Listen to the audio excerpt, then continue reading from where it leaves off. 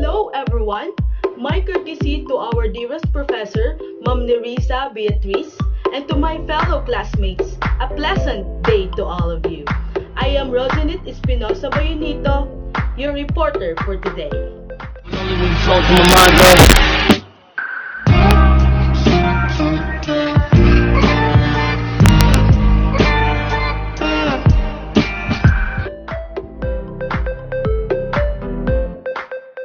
Before we proceed to our lesson proper, let us bow our head and feel the presence of our Lord.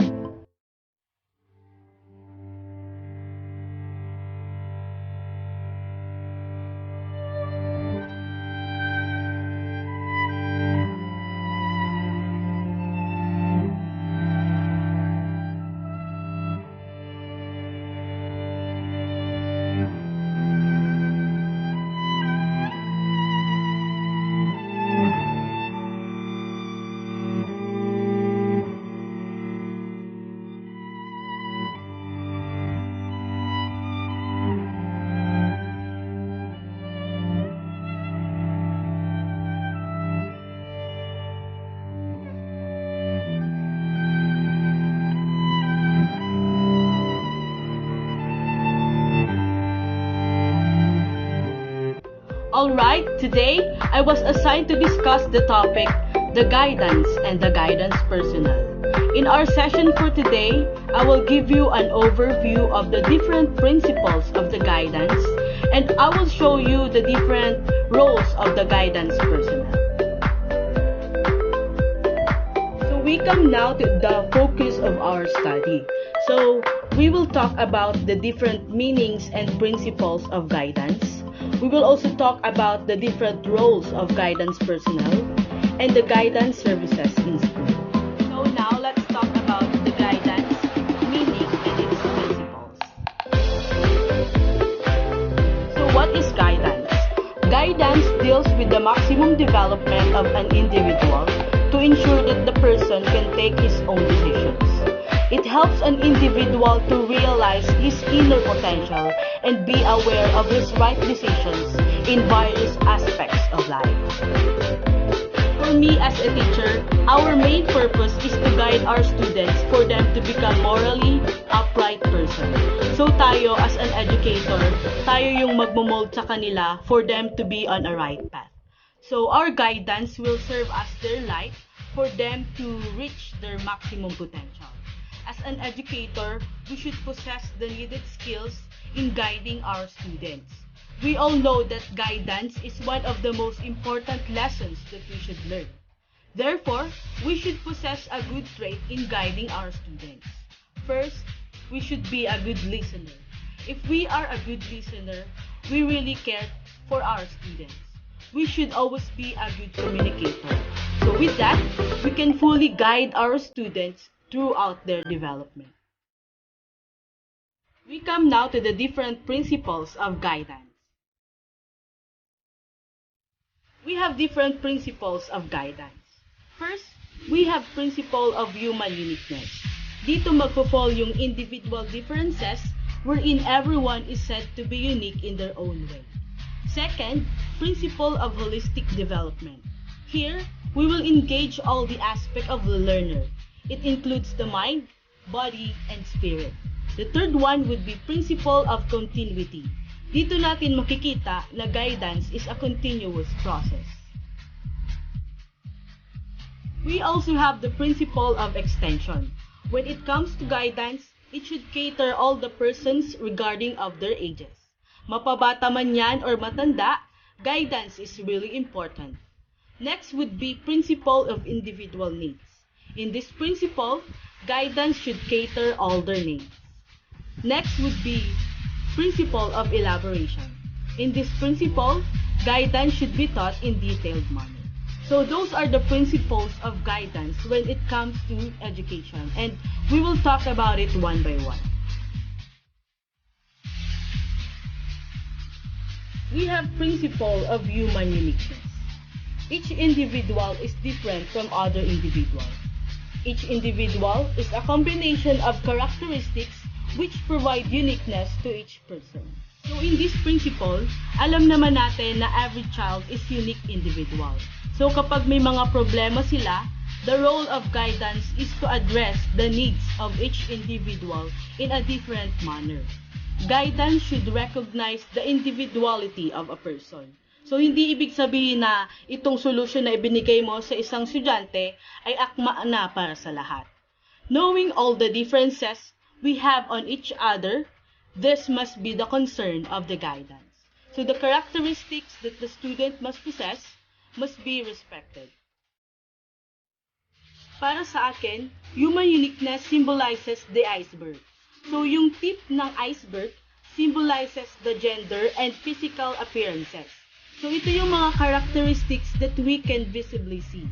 Dito natin makikita na sa labas pa lang ng isang tao, makikita na natin ang mga pagkakaiba. But if we look at the inner side or beneath the iceberg, dito natin makikita yung different socioeconomic strata. So ano ba yung different socioeconomic strata? So these are the students who came from various family, students with special needs, different interests and abilities, cultural backgrounds, different languages and attitudes. So sa inner side pa lang ng mga student natin, mas makikilala at maiintindihan na natin sila. So that's the role of the guidance. We should fully understand the different uniqueness of our students. Alright, we come now to the principle of holistic development. Holistic development, it must focus on the total development of the personality of an individual.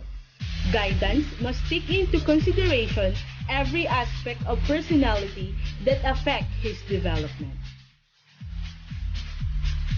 So according to A. Johnson 2010, holistic educator seeks to educate not just the brain but the human as a whole.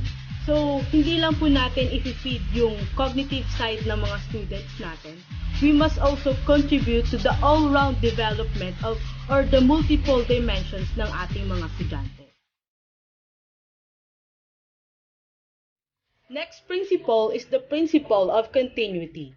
According to this principle, guidance must be provided to an individual needing help in all stages of life and therefore is a continuous process. Diba sabi nila, learning is a continuous process, or this is what we call lifelong learning.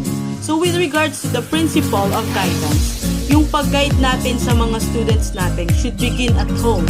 Then it should be available in school and also in the community.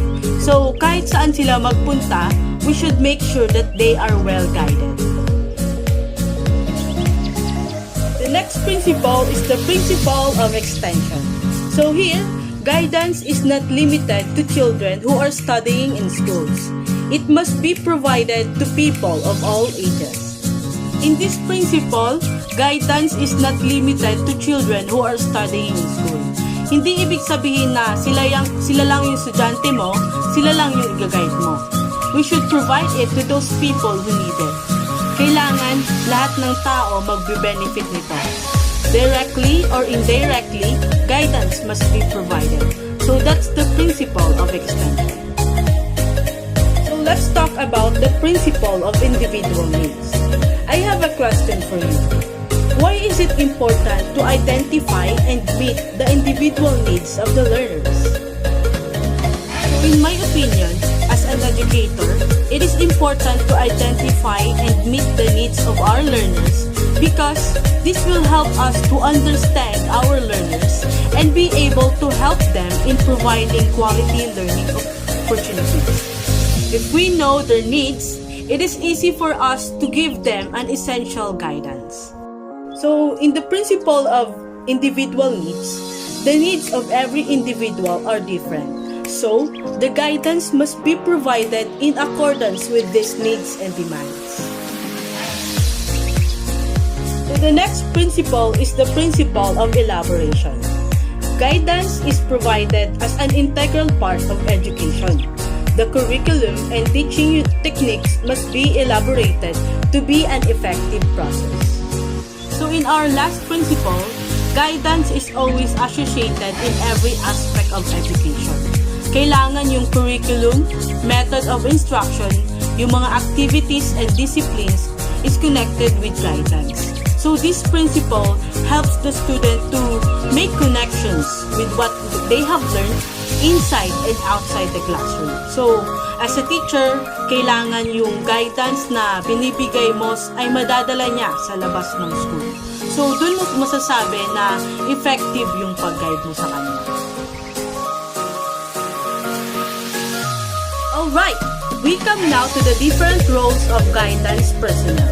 So, the guidance personnel includes counselor, career master, principal, teacher, social worker, psychologist, psychiatrist, and doctor. So, they are the persons who have the responsibility in providing guidance services. So, what is a guidance counselor?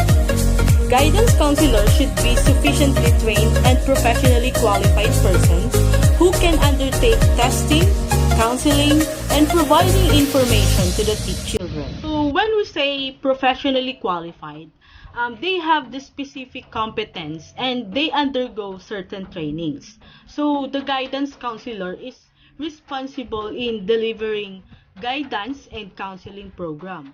So their goal is to help the personal, social, and career development of the students. So the guidance counselor should be a teacher of teachers. He or she is responsible for the operation of school guidance program. He helps the teacher plan and develop good guidance practices in the classroom. So yung mga guidance counselor, sila yung nag-i-implement ng counseling program sa schools. They teach certain skills to the students or teachers to help them face their educational challenges. So, kung meron mang mga problema, sila yung mga malalapitan natin. So, we come now to the teacher as a guidance person. So, teacher has the significant role in shaping the personality of the students. He offers his students support, aid, counseling, and establishes a relation of direct and continuous communication. So we all know that the teacher is a master molder. He gains deeper understanding of his students by testing, observing, and keeping analytical records. Knowing the pupil is an indispensable basis for guidance. So the role of a teacher is to guide the students towards academic success. So as a teacher, we should provide advice and support. So kailangan natin ma-establish yung relationship natin sa ating mga estudyante para magkaroon tayo ng harmonious connection and communication sa kanila. As an educator, we must strive for excellence in influencing the minds, heart, spirit, and lives of our students.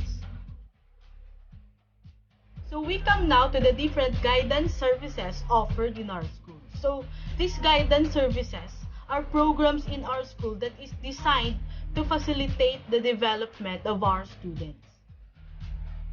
So the guidance services are as follows: the orientation service, information service, career guidance service, individual inventory service, counseling service, testing service, and placement service. So what is orientation service? It aims to help the new students to feel at home and adjust to their new environment. So ano ba ang advantage ng orientation service? So this will help them in making transition.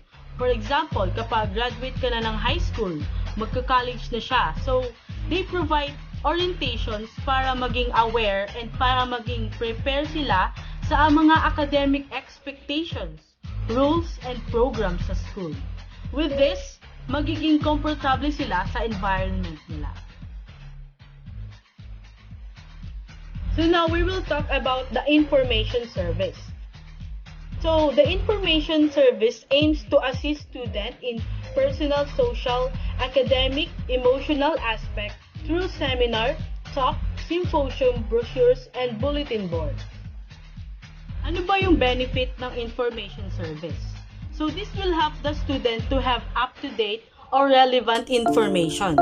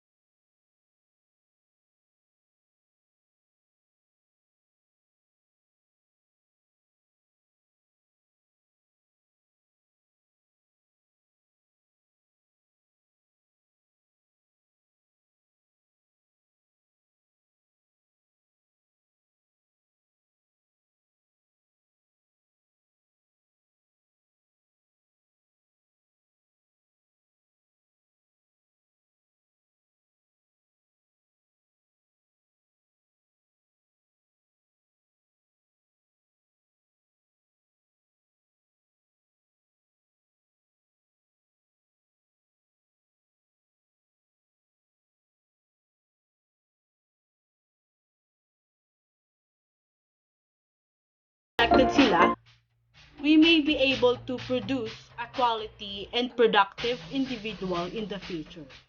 So that's the purpose of counseling service. Alright, we come now to the testing service.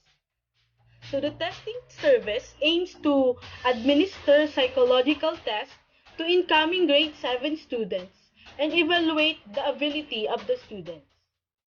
So ano ba yung benefit ng testing service? So because of this testing service, we can better understand the strengths and weaknesses of our students. So kung may na-identify tayong potential problems or conditions, pwede tayong magbigay ng mga recommendations or treatments or solutions. So through this, we can really monitor their progress. So the last but not the least, we have the placement service. So it aims to assist students who are graduating and transferring to other schools. So ano ba ang benefit ng placement service?